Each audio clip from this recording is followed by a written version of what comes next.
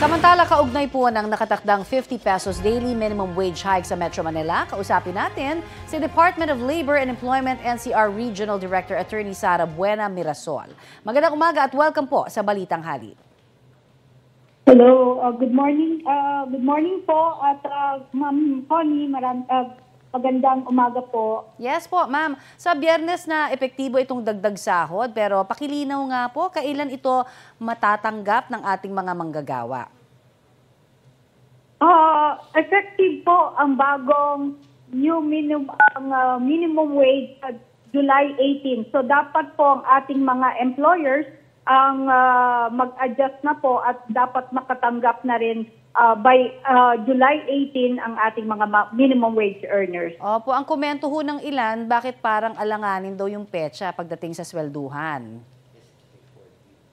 Ay, depende po kasi na-publish namin ito noong July 2 at effective nga po ng 15 days after the publication. At yun po yung date at remember ang previous anniversary date ng dating minimum wage ay July 17. At under the rules ng minimum wage fixing, kailangan po after the anniversary date. Kaya po July 18 po ang effectivity. I see. Ito po, pakilinaw lamang din para mas maintindihan ng ating mga manonood.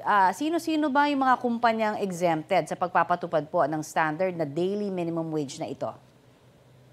Unang-una po, dalawang instance lang po kung ano po ang exempted sa minimum wage. Ito po yung establishment na affected ng calamity at yung retail and service establishments employing less than 10 workers po. I see. Okay. Malinaw po yan. At kung sakali naman ho na may mga employer na hindi ho makabagay nitong dagdag 50 peso, saan ho naman kaya maaring dumulog ang isang empleyado?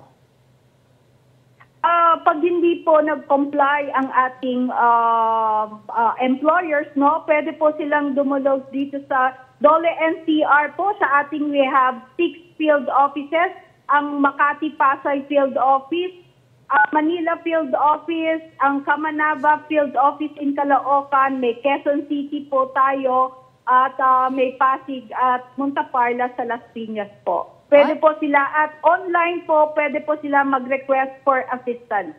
Maraming salamat po sa inyong pag-update sa amin.